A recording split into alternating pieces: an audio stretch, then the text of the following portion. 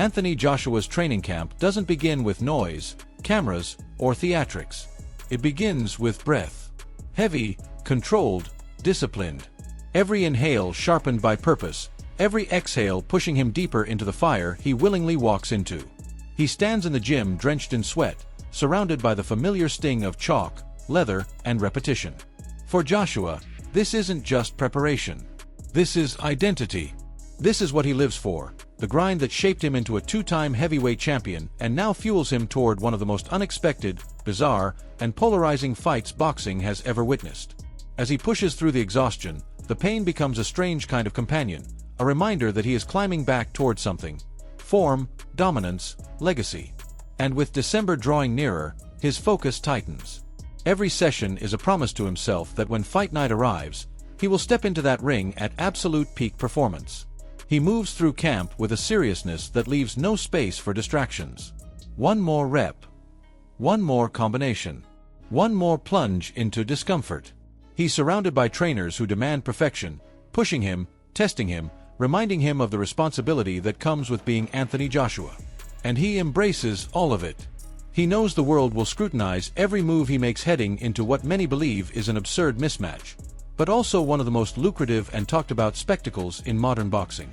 As Joshua transitions from the first stage of camp to Las Vegas, the second leg of his preparations, he steps off the plane with renewed energy. The bright lights of the Strip don't tempt him. He's here for war, not to wander. The grind continues with an almost monastic intensity as he speaks about embracing challenges, sharpening his mindset, and pushing past the limits he once set for himself. His tone is clear. He isn't training for entertainment. He's training to win. But the madness surrounding this matchup has grown louder with every passing hour. News broke like wildfire. Anthony Joshua versus Jake Paul, a professional heavyweight clash, not an exhibition, not a gimmick with oversized gloves or celebrity rules. Real gloves. Real rounds. Real danger. Netflix ready to broadcast it globally. Miami slated to host. And a YouTuber-turned-boxer stepping into the ring with a destroyer. Analysts, promoters, fighters, and fans erupted in disbelief. Some called it a joke. Others called it a payday too massive to ignore. But everyone agreed on one thing: if it happens, it will shake the sport to its core.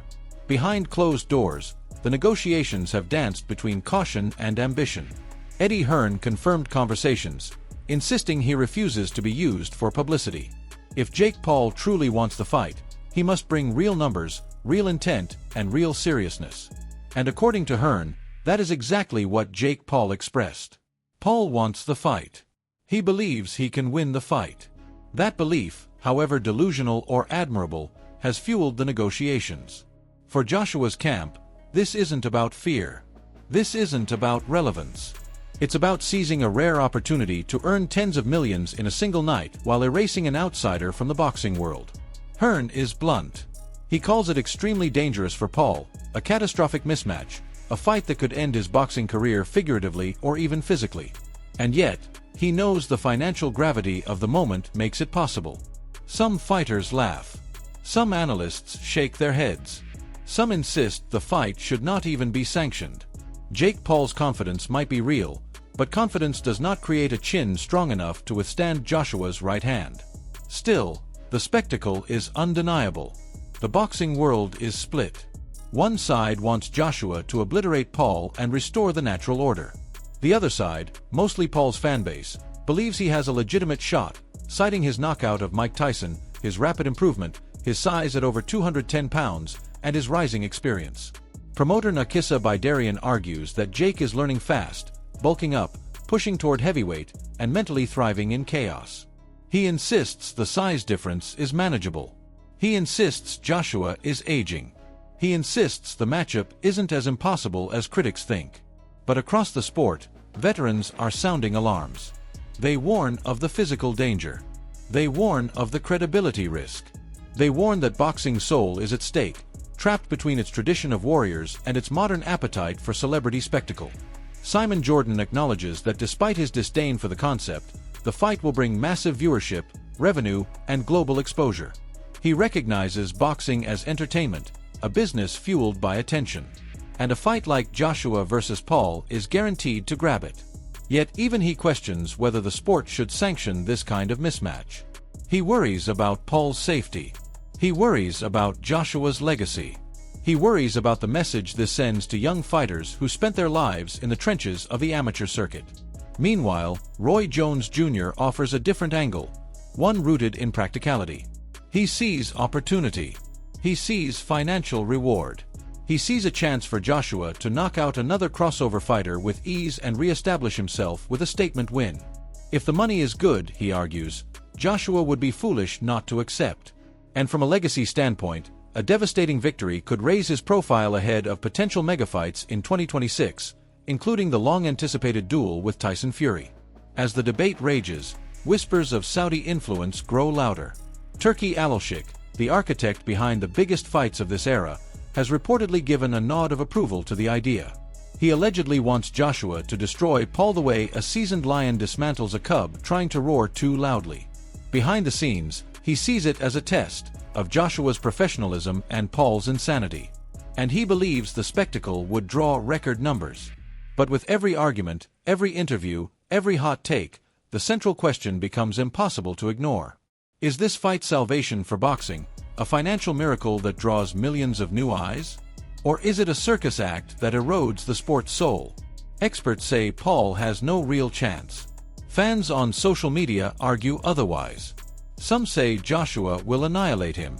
Others say Joshua's psychological fragility could give Paul the opening he needs. And some, including Tyson Fury, are fanning the flames, claiming they'd bet on Paul to win by knockout, adding gasoline to an already explosive situation. The clash of narratives makes this matchup more than just a fight. It becomes a reflection of boxing's identity crisis. Tradition versus entertainment. Skill versus spectacle. Legacy versus money. And standing in the middle are two men, one a decorated champion with everything to lose, the other a viral disruptor with everything to gain. So now the only question left is whether the world will actually see this madness unfold under the Miami lights. If the deal closes, if the contracts land, if the sanctioning bodies approve it, then the world will witness one of the strangest nights in boxing history. And until then, the debate only grows louder. Do you think Jake Paul actually stands any chance against Anthony Joshua? Is this matchup good for boxing, or is it a circus dressed in gloves? And if the fight happens, how do you think it ends? Share your thoughts in the comments below, hit that like button if you enjoyed this breakdown, and make sure to subscribe so you never miss the next deep dive into the stories shaking the combat world. Your support keeps this channel alive, and there is much more coming your way.